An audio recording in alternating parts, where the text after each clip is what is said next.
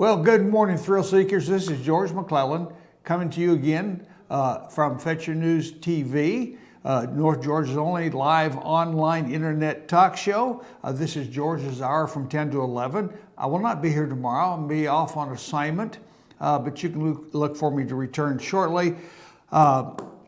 If you want to contact me on today's news or on any subject, I'm at 706-889-9700, or you can email the show at george@fetchernews.com. I look forward to it. I have there's a fellow down in South Georgia named Don Cole who puts out a blog once in a while, not as frequently as I do, but he certainly puts out a good blog once in a while. And he put out one yesterday that I thought was important enough that I should share with you. He says, in today's politically correct society, PC society, there is a tendency to avoid some subjects out of fear of offending and the repercussions that may result. Well, offending for the sake of offending, we'll agree, is misguided. However, believers are accountable to God to proclaim the truth in all matters. On October the 16th, 2016, Don preached a sermon entitled Accountability to God in a Southern Baptist Church. The message is based, he said, on Ezekiel 33 and the example of the watchman. It also directly addressed our responsibility as Christians and citizens. The manuscript is much longer than what he would normally post, so he included an email site to touch. I will give it to you in a minute, and the link to his blog with the full manuscript. Now, but here's excerpts, and he wanted to share these excerpts, and I did too. Be assured God is not deaf to the cries of the millions of innocent babies callously killed as if a sacrifice to the God of convenience. Then, as if mere killing was not enough, Planned Parenthood and other organizations determined that if they killed the baby is just right, in just the right manner, they could butcher the body and sell the parts to the highest bidder. Our nation cannot continue to go down the path and expect that there will not be consequences from the just and righteous Creator who watched over us and formed this nation's freedom. Some people have voted a party line out of tradition, like they drive a certain brand of automobile out of tradition. This is not about tradition, folks. Don tells us you cannot ignore the striking differences between the two-party platforms. God is not ignoring the striking differences. You ignore it at your peril. You do not think for a moment that the great United States of America cannot fall under God's judgment. I do care how you vote. You cannot look at the two choices before us and shut your eyes to the godless, evil direction of the Democrat platform. I will not mince words. Donald Trump is the candidate standing on the Republican platform. I stand as the watchman and can only conclude as I look into the scripture and stand before God that the Republican platform and their nominee, Donald Trump, is the only option. Let's make it clear that you can never raise Old Glory above the old rugged cross. God is sovereign over all. He is not worried about who will be the next president, and you should not worry to be anxious about it either. Just examine the truth of His word, trust Him, and obey. And it's Don Cole at doncole.com if you wish to make a note of that and review the entire piece. So I have mentioned that the Democrat Party is controlled and directed, and has been for several years, on the principles set forth by Karl Marx and Das Kapital. That's a boring read. However, it has been reduced to Communism for Dummies in a book titled Rules for Radicals, written by an American named Saul Alinsky, and he is now dead. I mean, it was written back in the 30s. And I've told you time and again, or often enough that, and I've used his rules often enough that I would share with you exactly where we are in relation to the Democrat Party following rules for radicals. Obama quoted him often in his book, if you've read it, and Hillary did her college thesis on Alinsky. Of the 8 levels of control that must be obtained before you are able to create a socialist/communist state, the first is the most important. In America today, 5 of the 8 are done, and the last 3 are almost done. First, health care. Control health care and you control the people. Well, that was done with Obamacare, wasn't it? Obamacare is collapsing in front of our very eyes. Was it planned to collapse 2 weeks before the election? This sounds to me like that's hurtful to Democrat prospects, but I think their hope is that the people who are getting these excessively high deductibles and these 150% increase in the cost of their insurance, these people, they are hoping, will call for a solution, and the solution is waiting for them in a one government payer program, one payer. That will complete the health care, and it will be done, and we will all but be in a communist country. Poverty is number 2. Increase the poverty level as high as possible. Poor people are easier to control and will not fight back if the government is providing everything for them to live. That's been done. Look how many food stamps or these EBT cards which fill for food stamps. There's millions of them out there. And Obamacare has pushed so many people into penury that they no longer have jobs anymore because companies who provided health care can't afford it, so they've gone out of business. Debt. Increase the national debt to an unsustainable level. That way you are able to increase taxes, and this will produce more poverty. Obama in 8 years has brought our debt up to the $20 trillion level. $20 trillion level. Gun controls, number 4. Remove the ability for the people to defend themselves from the government. That way you are able to create a police state. That's almost done. And that police state means total local control. Welfare. Take control of every aspect of their lives: food, livestock, housing, and income. Well, that has been done. And we now know that people who have bought a lot of food for storage, that authorities have come and taken it away from them. The authorities being USDA and federal government agencies. And this is the point too. This is where you need a constitutional sheriff in your county who will show up at the door at the same time the USDA shows up, or whoever the government sends out, and forbid them from violating the law. It's unconstitutional law, and it's null and void. And I read that to you in my article that I wrote the other day, a couple of days ago. Education. Take control of what people read and listen to. Take control of what the children learn in school. Are we not there already? Look at the level of education these colleges, high schools, colleges are turning out. Children who cannot perform, do their sums. Children who can barely read. Children who have lost the ability to reason because they have not been taught to reason. Religion, remove faith in God from the government and schools. We're almost there. The LGBT being forced down us by the federal government, by Obama, the bathroom controversy, the inability of a preacher to talk like I'm talking to you today from the pulpit and rally his troops, his congregation to see what the truth is. The taking out of the 10 Commandments from courthouses, it's all part of the Alinsky plan, and we sit by and let it happen.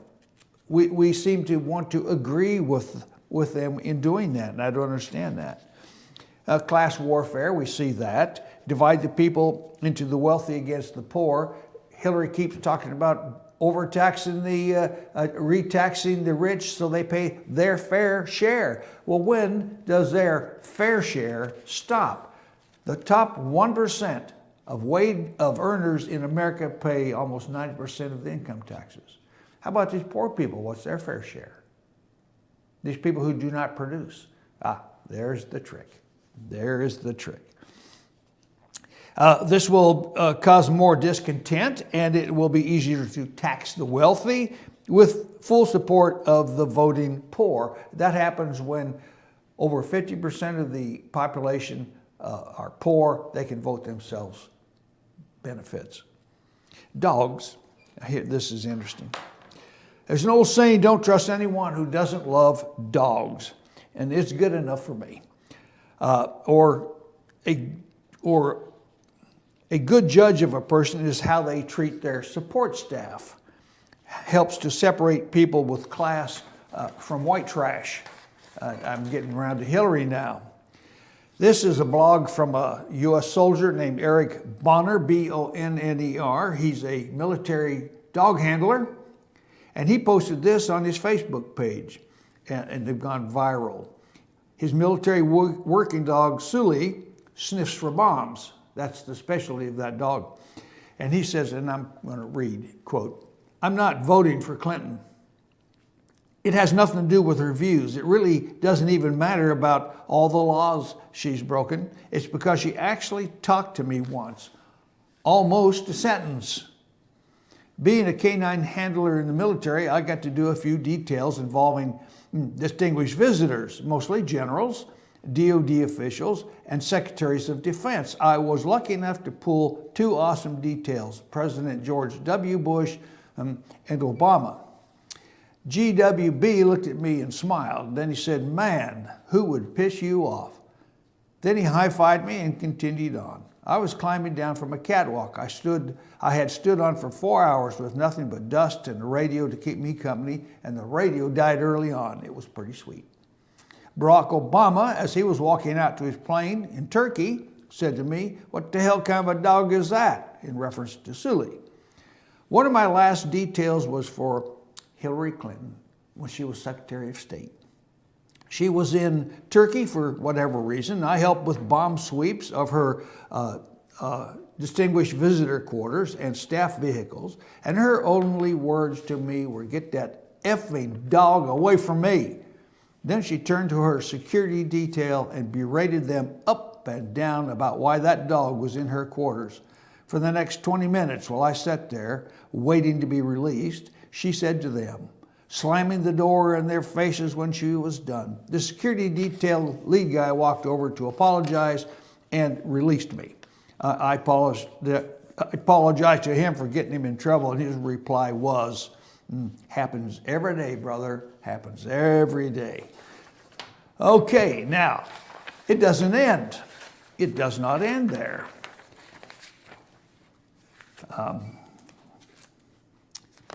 What really happened at the NBC presidential forum with Matt Lauer, and this is very interesting. Behind the scenes, NBC technicians and cameramen at the Wednesday night Commander-in-Chief Forum, that was on the 7th of September, you might recall, reported that Hillary Clinton was so angry and incensed that she had been blindsided by the one person she was not prepared for and had not approved in advance. And that was Matt Lauer, of course. When her time in front of the camera ended, Clinton shook the hand of Lauer, extended to her, and smiled once more for the wide camera shot, and then Hillary proceeded to pick up a full glass of water and throw it at the face of her assistant, and the screaming started. She was in full meltdown, and no one on her staff dared speak with her. She went kind of manic and didn't have any control over herself at that point. How these people work with this woman is amazing to me. Most of the small military audience were cordoned off. They're seating not close to Mrs. Clinton, but certainly they heard her screaming because it was loud, and she really didn't seem to care who heard it. Republican Donald Trump also appeared in a separate telecast from Hillary Clinton's and arrived with his two sons, but no entourage. or assistance in tow. The cameraman involved in that segment said he was a true gentleman, and Trump and his son spoke to everyone and thanked them for inviting him to speak. It was a pleasure to answer your questions, Matt. Hillary Clinton's segment was much different, according to people working the sidelines. When Matt Lauer posed the one legitimate question about the FBI investigation concerning her homemade server and the unsecured emails, we could see she was beginning to boil, and it looked like her eyes were about to pop. It was toward the end of her interview, so she was becoming unglued by the time Lauer finished with questioning. Hillary went ballistic, throwing a huge tantrum and screaming at her staff, "You effing idiots. You were supposed to have this thing set up for me, and you've screwed it up. If that effing bastard wins, we all hang from nooses." Lauer finished, "And if I lose, it's all on your asses for screwing this up." Hillary finally stormed off the military set, and the assistant producer said she was screaming that she wanted to talk to the idiot who set this mess up. "You do not blindside me ever," and continued to demand to speak with executives at Comcast, parent company of NBC. Her dozen or more aides were visibly disturbed and tried to calm her down when she started shaking uncontrollably. That did not stop her from demanding an executive on the phone now. When she was told the executive in charge of the forum was ready to talk with her, and she was led away by two rather huge aides who appeared to help her walk. The TV executive got the message with all of the censoring headlines that followed over the next couple of days, when it seemed the entire media turned on Matt Lauer for behaving in a partisan manner and being grossly unfair and critical of the former Secretary of State. Matt Lauer was heavily criticized on air by the Clinton campaign the rest of the week, with most of the mainstream media joining in. The media appeared to frame Matt Lauer's one serious question as the Clinton campaign was doing an unfair and partisan attack on Mrs. Clinton. Matt Lauer is still facing major backlash following his 23 minutes with Hillary Clinton. Privately, many reporters said Matt handed the Democrat nominee the expected softball questions, but made the decision to ask about the emails because the American people deserve an answer from the former Secretary of State.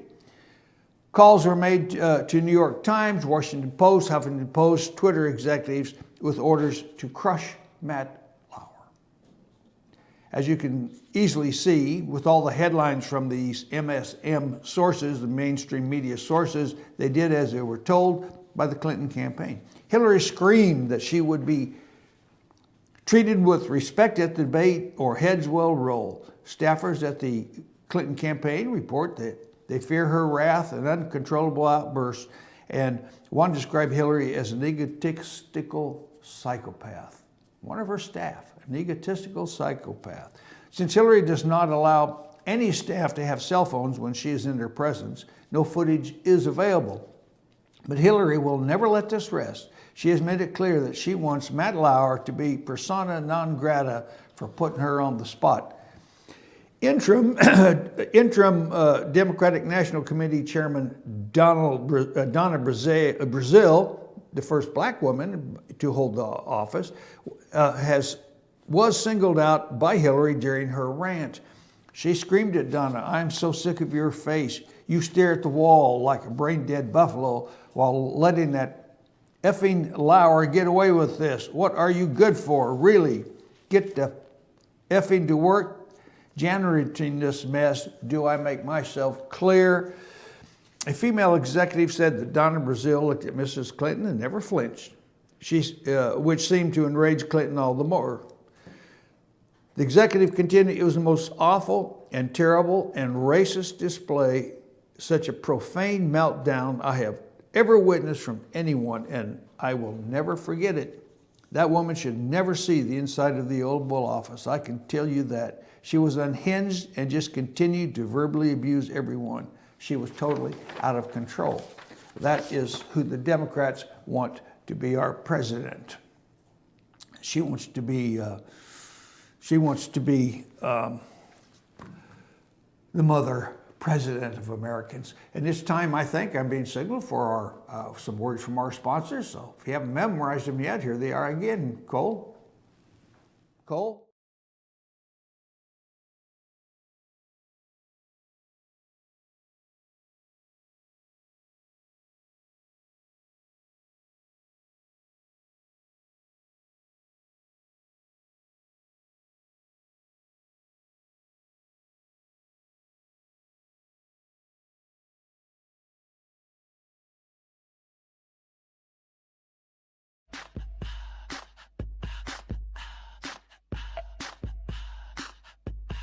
What you gonna do with all that junk?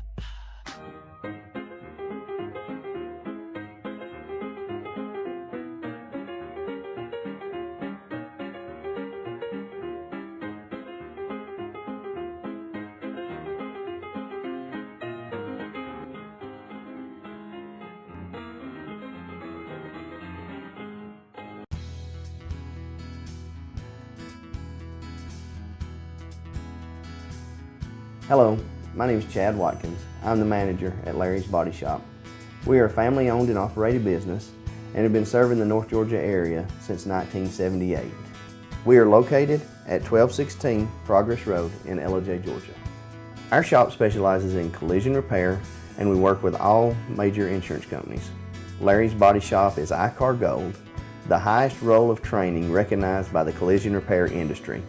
It is estimated that only 10% of collision shops meet these standards. Our shop consists of state-of-the-art equipment such as laser measurement system, down-drive spray booth, spot and MIG welding equipment. All of our paints are mixed on-site so that we can guarantee your paint to match every time. I know that having an accident can be a stressful event. We take pride in making sure our customers are satisfied with the repair of their vehicles. Our waiting area is clean and comfortable with free Wi-Fi and refreshing beverages. So if you're in an accident, stop by and see us at Larry's Body Shop.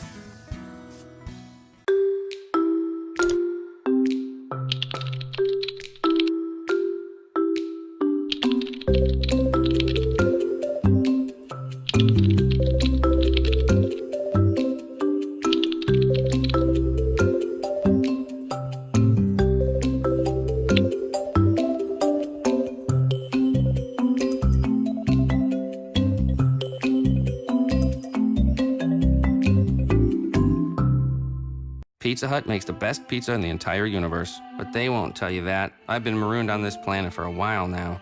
You are an impressive race. Your children know excellent hiding places. Your oceans aren't filled with lava. And you figured out how to combine a grilled cheese sandwich with a Pizza Hut pizza.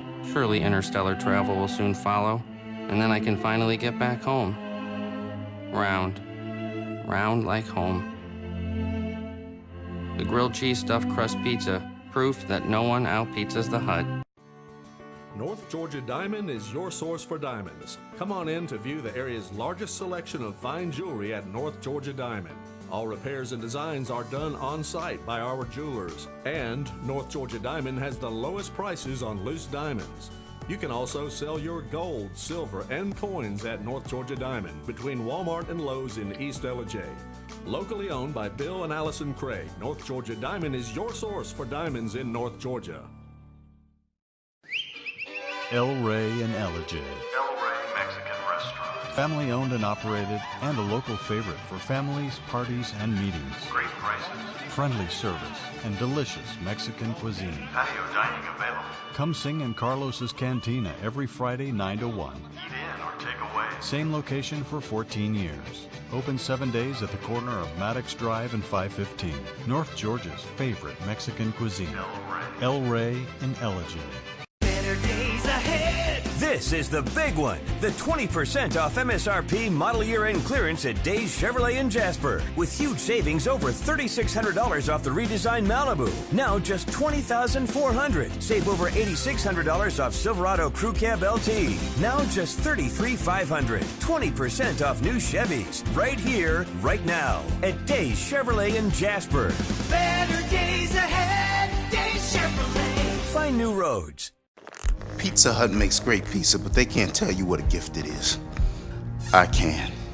They took a grilled cheese and combined it with stuffed crust pizza. To think, I almost wasn't here to try it. How did It's you? not important, Jan. What's important is that I watched the sunrise this morning. Then I got to stand in a room filled with this pizza. And later I'll stare at the ocean. Or maybe I'll learn Russian. Or listen to jazz. Or try my hand at needlework. Or open a door for a beautiful woman. Or read a human interest story or make dessert wine. Or ride a wild horse. Or experiment with watercolors. Eat every slice like it's your last. Especially you, Doug. Especially Doug, right? You care about Doug. The grilled cheese stuffed crust pizza. Proof that no one outpieces the hut. I'm Sheriff Dane Kirby, and I'll stand up for you. I'm Stacy Nicholson, Sheriff of Gilmer County, and I will stand up for you. Stand up and speak out. No matter how rich, cool, talented you believe yourself to be, how you treat people ultimately tells all. I am Allison Sosby, District Attorney, and I'll stand up for you.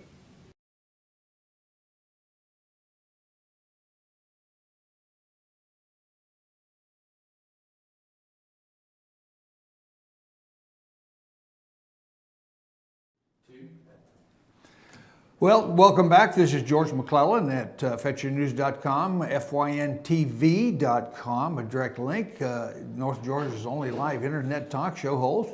Talk show, I'm George McClellan from 10 to 11, Monday through Thursday. We left off about Hillary Clinton's inability, her people skills, or lack of them. Now we're going to move on to the next thing that affects her, and that's some more WikiLeaks. Always the WikiLeaks are good for news. If this WikiLeaks is true, then Obama is, and Hillary should be taken down for good. And I do not see why or understand why our conservative congressmen do not stand up and put on the federal record in their speeches in the Senate and in the House exactly why these two people should be impeached. If you can't actually impeach them, or you don't have the will to actually impeach them, then by God, at least talk about it and make them defend themselves. And in any case, should Hillary win, and I'm starting to doubt that's possible, should she win, the first order of business is to start impeachment proceedings, do a trial, and get it over with. This clearly explains the stand-down order. We heard in the Benghazi incident that there was a stand-down order for soldiers to go there, aircraft to fly over, and the excuse was, well, they're too far away to get there in time. Well, no one knows when the time ends, so that was a lie, but they weren't too far away. There were units absolutely ready to go and go over there and do what had to be done. The last 4 lines of this WikiLeaks explains it all. Obama and Hillary conspired, then tried to cover up the actions of the attack at the Benghazi consulate. Some will never feel shame. It's all about the power they seek. This is of the essence, and I will include Trump in these emails, and they ask us to resend this, but I'm going to read it on there. I think it might have a pretty large following now. Ambassador Stevens was sent to Benghazi, post haste, mind, in order to retrieve U.S.-made Stinger missiles supplied to Ansar al-Sharia without congressional oversight or permission. Not him going, but the Stingers to Ansar al-Sharia. Now, they were not in Benghazi. So I have a little question about that. Hillary brokered the deal through Stevens and a private arms dealer named Mark Turi. Then some of the soldier-fired missiles ended up in Afghanistan, used against our own military, and I read this yesterday when a Chinook helicopter was taken down by one of our own Stingers. The operator didn't arm it, so the device simply struck the helicopter but caused enough damage that it was able to land. Ordnance team recovered the serial number off the missile, which led back to a cache of Stingers kept by Qatar, the Arab state of Qatar, by the CIA. Obama and Hillary were now in full panic mode, and Stevens was sent to retrieve the rest of the Stingers. This was a do or die mission, which explains the stand down orders given to multiple commando teams. It was the State Department, not the CIA, that supplied them to our enemies. Because David Petraeus wouldn't supply these deadly weapons due to their potential use against commercial aircraft. That's when Obama threw Petraeus under the bus. He was the CIA director at the time and had that little incident with the misdemeanor that he pled guilty to with the mishandling of classified documents. And this is what the investigation was all about. Why she had a private server in order to delete the digital evidence, and why Obama, 2 weeks after the attack, told the United Nations the attack was because of YouTube video, even though everyone knew it was not. The Taliban knew that this information aided and abetted the enemy without congressional approval. When John Bonner, the Speaker of the House, created the Select Committee, and the Taliban began pushing the Obama administration for the release of those 5 Taliban leaders, plus Bowie Bergdahl. So there we have it.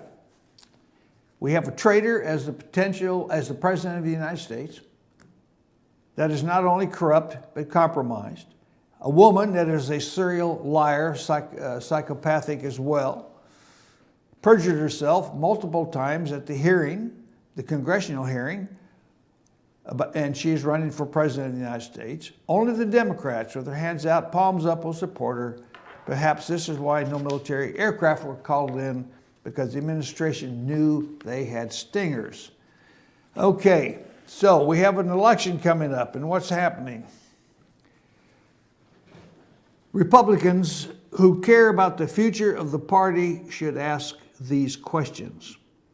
Republicans, well, who are Republicans? Are we talking about the Jeb Bush elites, that coterie who wants to control everything? Or are we talking about real conservatives who make the base of the Republican Party and make it work and get out the vote and put up signs and register people to vote? And this is an article it came out yesterday. It was by Peter Vehner, Vehner. And I thought it was interesting enough to share with you before rushing toward a plan to rebuild the conservative movement, and that's the key phrase here. Let's pause to ask the right questions about what went wrong. There is much discussion among Republicans, and particularly for those of us who have long counted ourselves as never Trump. But the future of the Republican Party, once Donald Trump is defeated on November 8, as many of us expect he will be, sometimes the best way to think things through is by asking the right questions in order to help elicit the correct answers. I have a feeling that if they think Trump is going to lose, that they're going to be asking themselves the wrong questions and coming up with the wrong answers, because their mindset is in corruption. They have been corrupted, and that's why Trump is where he is. They have been corrupted, and that is why Donald Trump is the candidate for president, the Republican candidate. With the future of the Republican Party and the conservative cause in mind, the two do not go hand in hand. Republican Party is not conservative. The Republican Party has lost its aura, its authority. It has lost its ability to represent conservatives. It does not represent me. The Tea Party is closer to my feelings of what should happen. I'm a constitutionalist, and I believe that that's where we belong. Well, the future of the party and the conservative cause, here are some questions put together to help others that may help organize out thinking in the months ahead. One, does Donald Trump represent, as former Indiana Governor Mitch Daniels asked, an aberration or a long-term ongoing shift in what the Republican Party stands for? Is he an anomaly or a culmination of worrisome forces within the party and the right? And he's talking about people like me, the right wing of the GOP. One could argue that the three previous Republican presidential nominees, whatever you may think of them, were much better representatives of traditional conservatism and the GOP than Mr. Trump. I agree with that. They do, except they do not represent conservatism. Mr. Trump represents problem solving, and he has stated the claim that he will make the changes he will make to restore the constitutionality of America's government. He wants to drain the swamp. That's good enough for me right now. And he has a way to do it. That he is sui generis, Mr. Trump. Sui generis, I love they use these words to confuse us again. The product of a perfect storm. Yes, he is. And that when he leaves the stage, Trumpism will leave with him. Perhaps. I don't think so. Or one could argue, as President Obama has, that there's a straight line from Sarah Palin in 2008 to Donald Trump in 2016. It shows that something has gone deeply and durably wrong, that the GOP has become, in many cases, the party of anti-reason and white nationalism.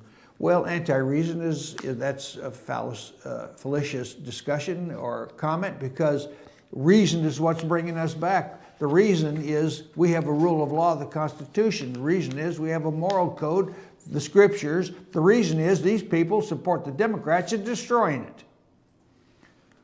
And white nationalism.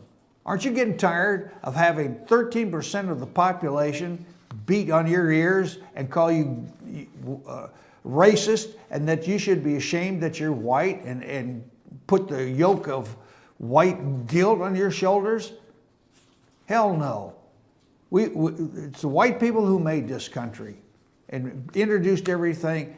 And so, yeah, there's a place in our history and absolutely cannot be ignored for the black people. But why should white people care about their role in it if they're not interested in the American story? Anyway, I'm getting off. And to ignore, that means you are ignoring reality and therefore unable to shape the future. There's a discussion there. I think that the reality is Trump is there because the GOP elites did not see, have not understood what's coming. To use an analogy, is what we're dealing with pneumonia that requires amoxicillin and will soon pass, or cancer that requires chemotherapy and may not pass for a great long while? My goodness, what a comparison, what a metaphor that is. His number 2 position. What are the 2 or 3 things those of us who are Republicans need to understand after this election? Because if we don't, we can't possibly fix things going forward. My assumption here is that it would be a significant error to try to return the GOP to a pre-Trump party, as if the last 15 months haven't happened and that old pre-Trump message was working. He's absolutely right. And I'm being signaled it's time for another commercial break. Cole, see you on the other side.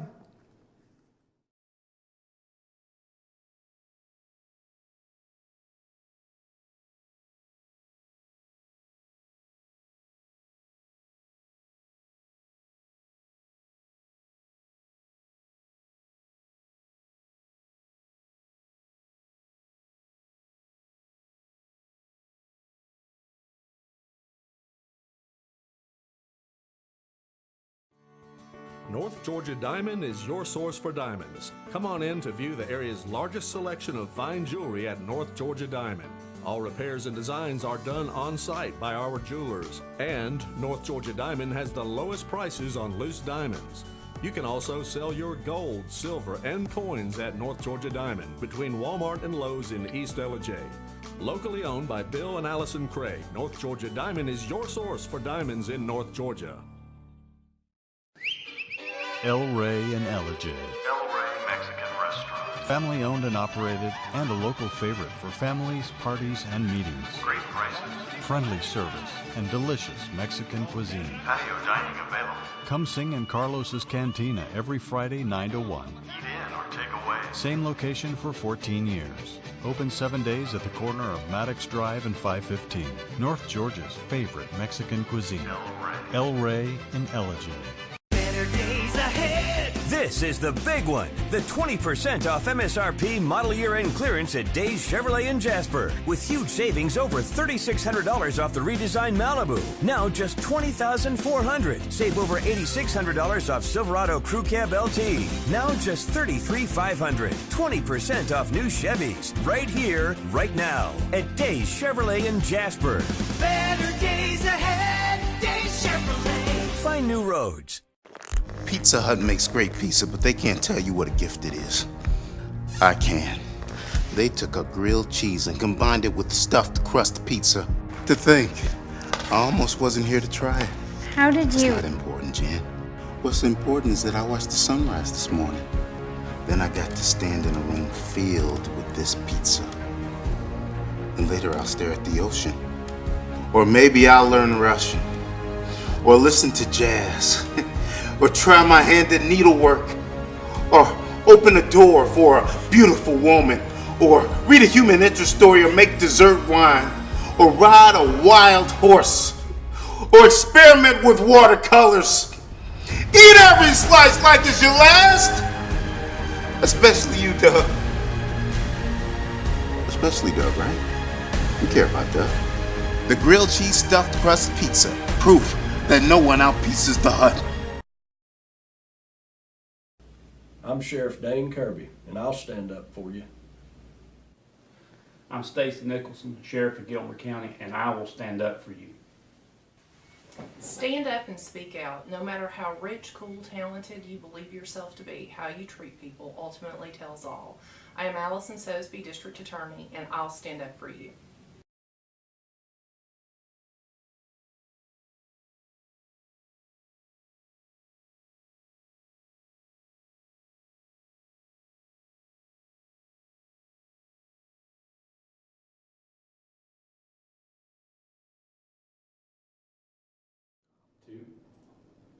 Well, welcome back to FetchYourNews.com. This is George McClellan's Hour. You can reach me at 706-889-9700. I was talking about an article on what is the future of the Republican Party, and the writer of the article automatically assumes that Trump will lose. And what will the Republican Party do? Will it go back to the old Republican Party, or does it really have to take stock of itself? How much of what is unfolding is specific to American politics is question number 3, and America itself, and how much of it is connected to forces and movements that are sweeping much of the Western world. To simplify things a bit, what is the relationship between the rise of Trump and something like Brexit? And he might add, like what's going on in France now, and in Germany, and Hungary. Hungary is not cooperating with the EU. They're telling there will be no Muslims from the Middle East taken into their country. Number 4, what has this year taught us voters on the right that needs to inform any rebuilding? Voters on the right, that's me, that needs to inform any rebuilding. Well, how about starting with, and this is my opinion, how about starting with term limits? That'll start. What do we need to learn and act on from the Trump experience? And what do we need to forthrightly reject? Well, we have to be a little more polished perhaps, but Trump tells it like it is. He talks about exactly what he sees as our problems. And while he doesn't do it with skill, grace, at least he tells it, and that's what is appealing to people. Is the Republican Party still the best vehicle through which to advance a conservative agenda? No, it's not. That's my answer to that. And that is because they are not conservative. They support the corruption. They have become corrupted, just like the Democrats. Is the two-party system the key to the stability it has been? Or is it in fact part of the reason our democratic system is in chaos? The two-party system works just fine. The three-party system is disastrous and will be disastrous. But I must say, I've thought about that question a lot, and I think that, like the British have a parliamentary system, very well, but you vote for the party, you don't vote for the president, and the head of the party, whoever that happens to be, will become the prime minister in Britain. That seems to work okay and has worked for a long time. Now our presidential races are simply become popularity contests. In the British system, they don't like him. They can run his butt off. What do we make of two sets of facts?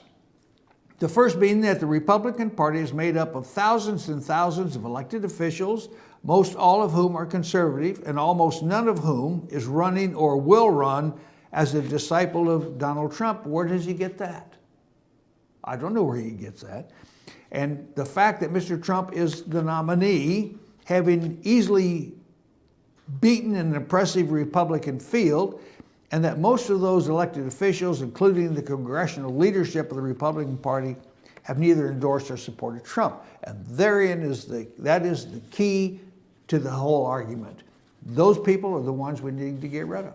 They do not represent conservatism. They have abandoned the Constitution. They will not stand up against Obama. They have refused to. They have supported his policies and even franchised the taxpayers' money to make him work, including Planned Parenthoods, Obamacare, those odious programs. Does the resolution of the Republican Party require total reconciliation, or is there a faction that needs to be driven out, similar to what William F. Buckley did to the John Birch Society? Or are there deplorables? If so, and I would say the Stephen Bannon, Breitbart.com led alt-right movement certainly qualifies. And how large is that group, and what needs to be done about them? Well, if we took the Stephen Bannon Breitbart group and just changed it to America's Conservative Party or the American Conservative Party, we might have a third party off and running that will suborn the Republican Party and get rid of it. What is it that the center-right party in America needs to stand for? Well, how about the Constitution and the rule of law in our Christian society? Does a three-legged Reagan stool, an alliance of economic, national security, and social conservatives, still make sense? Yes, it does, if you follow the rule of law. As simple as that. If so, is supply-side growth agenda still the economic priority, or is long-term debt and entitlements a higher priority? Or is there a more pressing agenda than macroeconomic policy in the domestic policy zone? Is there a non-interventionist, non-internationalist definition or of national security conservatism? That is a very difficult question to ask, but I can tell you this. Nothing happens here without Wall Street, big banks, and big business having a go. I have here in my list, and I think I've talked about it once, is the election already determined? I'll get onto that later. What are the key pillars? The Constitution, the rule of law. And what is a socially conservative agenda in an increasingly secularizing country? The country is secularizing simply because Christians are under attack by the Democrats and the progressives all the time. Every time you turn around or you say something, they are denying. They're denying all the Christian principles that are on display in our public squares, on display in the news, in display on walls. They are demanding that those things be removed. How about that? Let's go back to the rule of law. We've got a moral law from our scripture, and we've got a rule, the Constitution, that we can obey. This man is an idiot. The temptation for many will be to sketch out a comprehensive plan, and there's that communist word, comprehensive. Every time you hear a Democrat use the word comprehensive, beware. A comprehensive plan now in anticipation of rebuilding the Republican Party and the conservative cause post-Trump, and that's fine. Well, I don't think Trump's going to lose. I think Trump's going to be the president, and this whole issue will be redefined. I for one am open to hearing all sorts of ideas, and I am too, and I'm caught reading him. At the same time, wisdom often starts with understanding the moment And it seems to me this particular one is unusually confused, unstable, and rapidly changing. Where we are now will be different from where we are on November the 8th. Regardless is all. Readiness is all, Shakespeare wrote. And in this case, readiness means posing some of the right questions. An awful lot depends on getting them and ultimately the answers more or less right.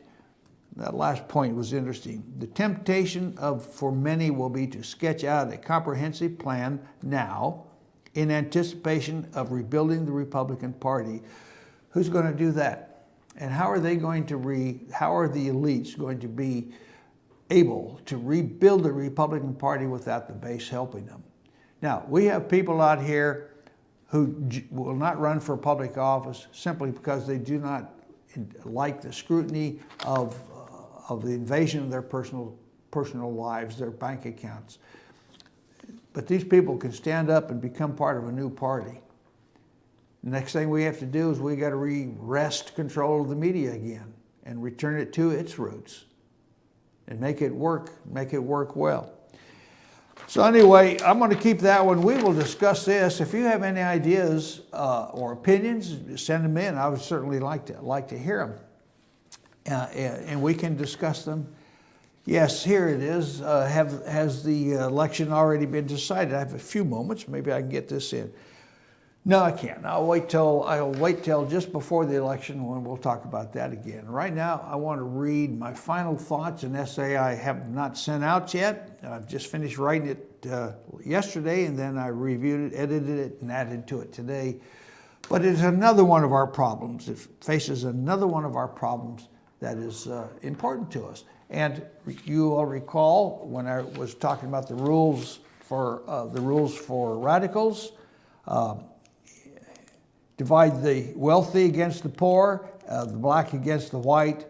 So that's what this one is about. The question in this white versus black culture.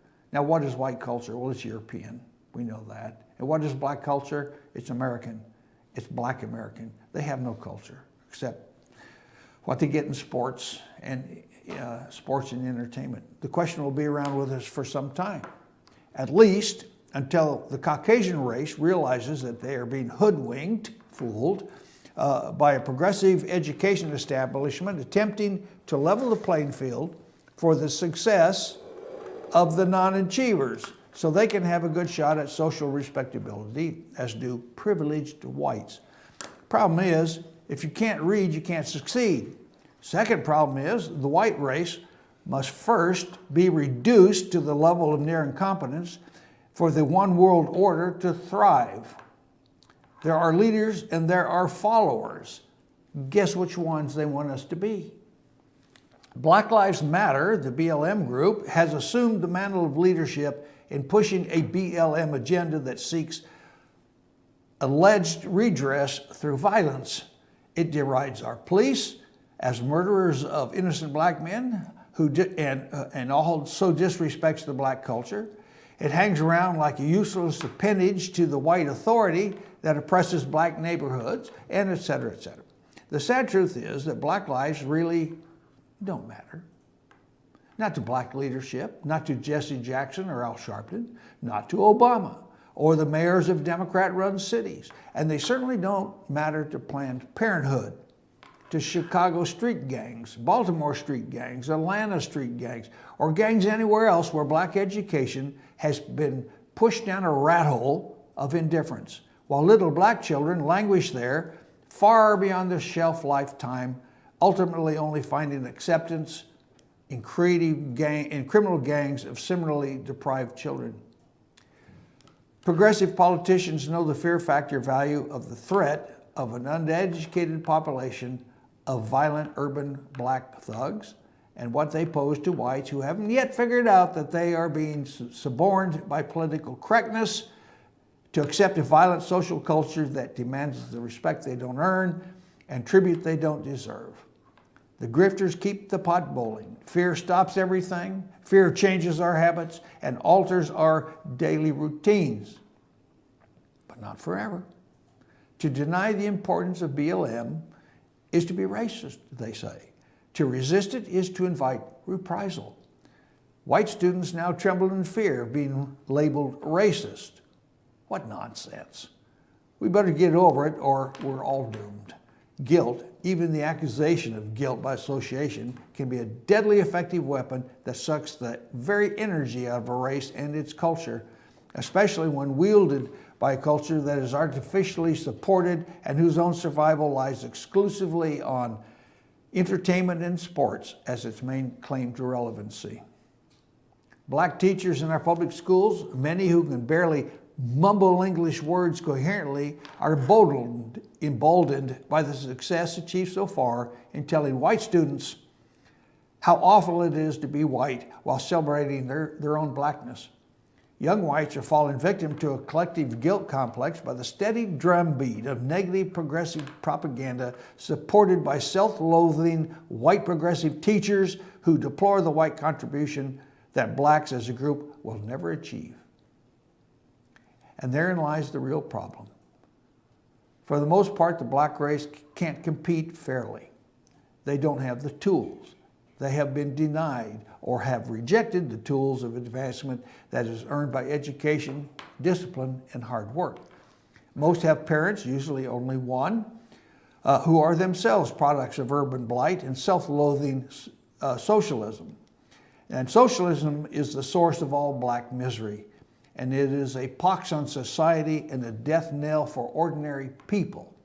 Hillary is bringing us. That's her plan. One need not be erudite to explain the problem here. The vicissitudes for political and economic distress facing all Americans is too horrible to contemplate.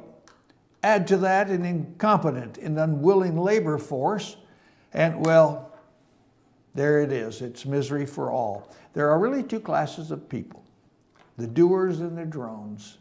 Color doesn't matter if they get the job done. Remember, freedom is the goal. The Constitution is the way. I can't say that enough. So there we are. That's my final thought. How much time we got left, brother? 2 minutes. 2 minutes. 2 minutes, and I should be able to. Has the election already been decided? People get very emotional about major elections, particularly when it comes to how elections impact their money. Of course they do. Yet the scary reality of our modern political system is your vote doesn't matter when it comes to who's really in power. While there are many systematic problems in banking, taxation, trade, and monetary policies, none of these systematic problem changes in any meaningful way by who controls the House, the Senate, or the presidency. Regardless of changes in political power, politicians don't hold the real power in Washington.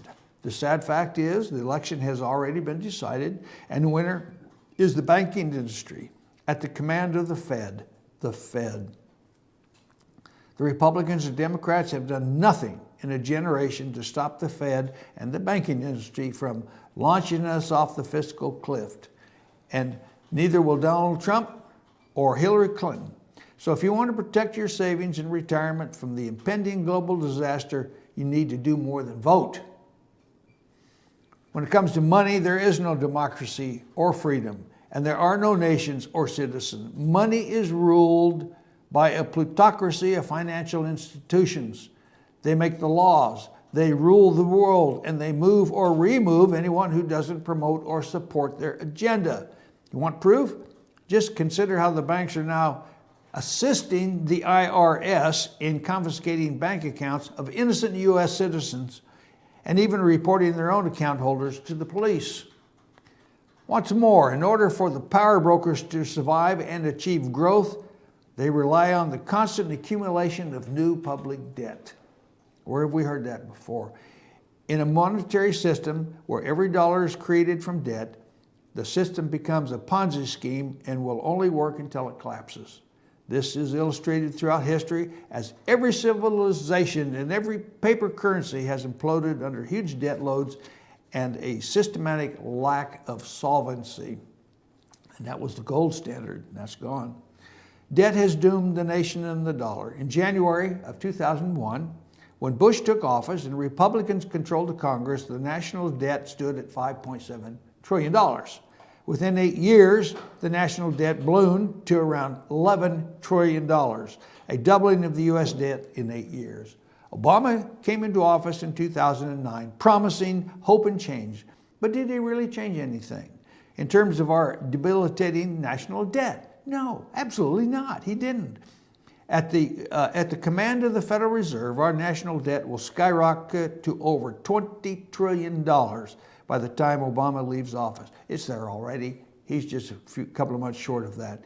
In short, the Fed will have increased the national debt 5 times in the span of 2 presidencies, regardless of which party is in power. Anyway, thanks for listening. This is George McClellan at FetcherNews.com, FYNTV, North Georgia's only live internet talk show. And we'll see you next month, I think. I'm going on assignment, and we'll have some more news for you then. Take us away, Cole. Thank you.